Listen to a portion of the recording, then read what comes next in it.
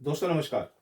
दोस्तों आज हम एक रेप ऑफेंस के बारे में डिस्कस करने के लिए जा रहे हैं। यह मैटर एक रेगुलर बेल का है। पहले एक रेप ऑफेंस होता है, घटित होता है और विक्टिम के फादर के द्वारा एक एफआईआर लॉन्च कराई जाती है। इस केस में आप स्टार्टिंग से लेकर लास्ट तक बने रहिए। आपको इस केस के माध्यम से कई चीजें सीखने को मिलेंगी। यह केस 7/12/2024 का है, जिसके अंदर एक एफआईआर लॉन्च कराई गई विक्टिम के फादर के द्वारा, जो कि एफआईआर नंबर 234/2024 है।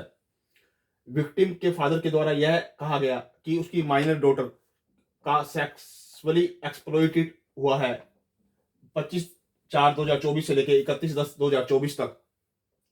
और जो जनकपुर थाने के अंदर जो रिपोर्ट दर्ज कराई गई, जो सेक्शन इंप्लीमेंट किए गए, वो सेक्शन क्या थे? Offence under 363, 366, 109, 376 subsection 2 N, 368 IPC 8060। और साथ में ही सेक्शन जो पोक्सो एक्ट लगाया गया, सेक्शन 4, सेक्शन 6, सेक्शन 17 और सेक्शन 21। और इसके अंदर जो अपराधी बनाए गए, जो मेन एक्यूज जुवेनाइल था, लड़का था, और उसके माता पिता, फादर का नाम नंदलाल और माँ का नाम गायत्री बाई था। जो ऑफेंस है, जो 363 आईपीसी, वो क्या कहता है? 363 आईपीसी के अंदर यह डिफाइन है कि आप किसी व्यक्ति को उसकी इच्छा के विरुद्ध अगर उसका अपहरण करते हो, कैद करते हो, तो उसके अंदर 1 साल से लेकर 7 साल की सजा है। जो सेक्शन 366 है, उसके अंदर आप किसी भी माइनर लड़की को इंड्यूस करते हो या फिर उसको सेड्यूस करते हो, तो उसके साथ ऐसा गैर कानूनी कार्य के लिए उसे फोर्स करते हो, तो सेक्शन 366 लगाया जाता है। और सेक्शन 109 आईपीसी का मतलब क्या है? अबेट करना, किसी को दुष्प्रेरित करना, यानी कि अबेटमेंट करना। और 376 सबसेक्शन 2, यानी कि किसी लड़की को धोखा देकर बार बार शारीरिक संबंध बनाना, तब यह 376 सबसेक्शन 2 लगता है। और 368 सेक्शन का मतलब क्या है? किसी को अपहरण करना और बंधक बना लेना किसी गलत इरादे से, तो सेक्शन 368 लगाया जाता है। और सेक्शन जो पोक्सो एक्ट के लगे, वो क्यों लगे? क्योंकि लड़की क्या थी? माइनर थी। माइनर लड़की क्या? सेक्शन 4 जो कि पेनिट्रेटिव सेक्सुअल असोल्ट का है, जिसके अंदर कम से कम जो सजा है वो 10 साल है, और जिसको लाइफ इंप्रिजनमेंट तक कन्वर्ट किया जा सकता है। अगर यही रेप ऑफेंस अगर किसी 16 साल से कम लड़की के साथ हुआ है, तो उससे कम जो सजा है वो 20 साल है, जिसको डेथ पेनल्टी के साथ कन्वर्ट किया जा सकता है। और जो सेक्शन 6 है, ये सेक्शन 6 है पेनिट्रेटिव एग्रावेटिव सेक्सुअल असोल्ट का, जिसके अंदर 5 के अंदर इसको डिफाइन किया गया है और 6 के अंदर इसकी सजा बताई गई है। जो सेक्शन 5 के अंदर यह डिफाइन किया गया है, कोई भी माइनर लड़की है वो किसी की कस्टडी के अंदर है, चाहे वो पब्लिक है चाहे प्राइवेट ही है। जैसे पुलिस फोर्स है, पुलिस डिपार्टमेंट है, और कोर्ट है, या फिर कोई शेल्टर होम है, या पब्लिक इंस्टीट्यूट है, कोई भी प्राइवेट इंस्टीट्यूट है, कोई भी हॉस्पिटल है, कोई भी गवर्नमेंट डिपार्टमेंट है, कोई भी ट्रस्ट है, जहां पर एक लड़की को विश्वास होता है कि वह उसकी सुरक्षा के लिए उसको विश्वास होता है कि इसको वहां पर वह सुरक्षित है, तो इसलिए सेक्शन 6 के अंदर जो पनिशमेंट है वो रिगेरियस इंप्रिजनमेंट है, और कम से कम 20 साल की सजा है।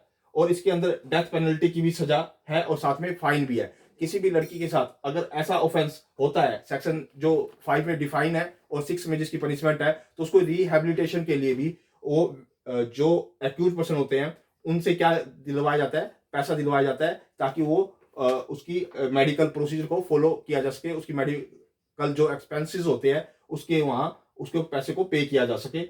जो सेक्शन 17 है, सेक्शन 17 बिल्कुल 109 की तरह है कि अबेट करना, कि किसी को अबेट करना, दुष्प्रेरित करना। और सेक्शन 21 पोक्सो एक्ट ये कहता है कि अगर आपको किसी भी कमीशन ऑफ ऑफेंस के बारे में नॉलेज थी और आपने उसकी रिपोर्ट नहीं की, तो सेक्शन 21 पोक्सो एक्ट लगाया जाता है।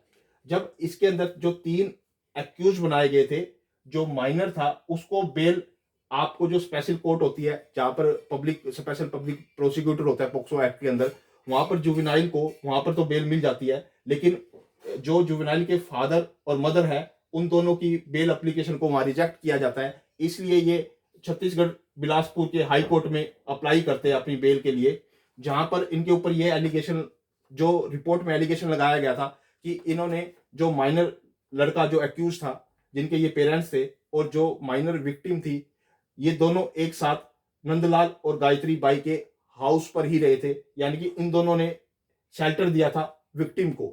तो लेकिन जब हाई कोर्ट में एप्लीकेशन मूव की गई रेगुलर बेल के लिए, जो सेक्शन 483 बीएनएस एक्ट के अकॉर्डिंग, तो वहां पर जब इनके काउंसलर ने और एडवोकेट ने वहां पर जो तथ्य रखे, उन्होंने ये कहा कि जो विक्टिम है और एंड हर पेरेंट्स, जो विक्टिम और उसके जो माता पिता है, वो लोअर कोर्ट में अपीयर हुए थे और उन्होंने यह स्टेटमेंट सबमिट की है कि नंदलाल और गायत्री बाई की बेल से इनको कोई ऑब्जेक्शन नहीं है। और जो यह सबमिशन किया गया था वो 8/4/2025 को किया गया था, यानी कि विक्टिम के द्वारा और उसके फादर के द्वारा खुद स्टेटमेंट सबमिट की गई कि उनको इनकी बेल से कोई ऑब्जेक्शन नहीं है। तो इसको आधार बनाते हुए हाई कोर्ट छत्तीसगढ़ जो बिलासपुर में है, तो इनकी बेल एप्लीकेशन को अलो कर देती है और इनको रेगुलर बेल दे देती है।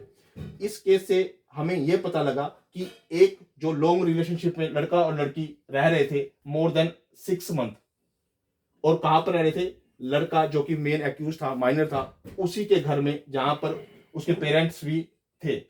अब 6 महीने के बाद जब उसके पिताजी के द्वारा एक एफआईआर लॉज कराई गई, तो वो लॉज किस के लिए कराई गई थी कि उसके साथ कोई रेप ऑफेंस हुआ है, और रेप की इतनी गंभीर धाराएं लगाई गई थी कि ताकि उनकी बेल एप्लीकेशन भी बेल एक्सेप्ट ना हो पाए। लेकिन बाद में ही इसी केस के अंदर लड़की जो विक्टिम है और लड़की का जो फादर है, उसके द्वारा ही एक स्टेटमेंट दी जाती है 8/4/2025 को कि उनको इनकी बेल एप्लीकेशन से कोई ऑब्जेक्शन नहीं है। हाई कोर्ट के अंदर एक सबमिशन सबमिट की जाती है कि नंदलाल और गायत्री बाई की बेल एप्लीकेशन से इनको कोई ऑब्जेक्शन नहीं है।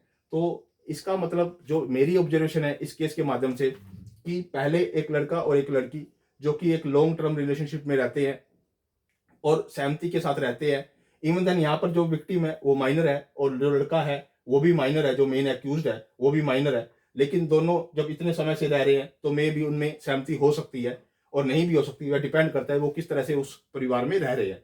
लेकिन बाद में उसी केस को एक रेप केस बना दिया जाता है, लेकिन फिर बाद में ही उसी स्टेटमेंट को चेंज कर दिया जाता है और यह स्टेटमेंट दे दी जाती है 8/4/2025 को कोर्ट के सम्मुख कि हमें इनकी बेल एप्लीकेशन से कोई ऑब्जेक्शन नहीं है।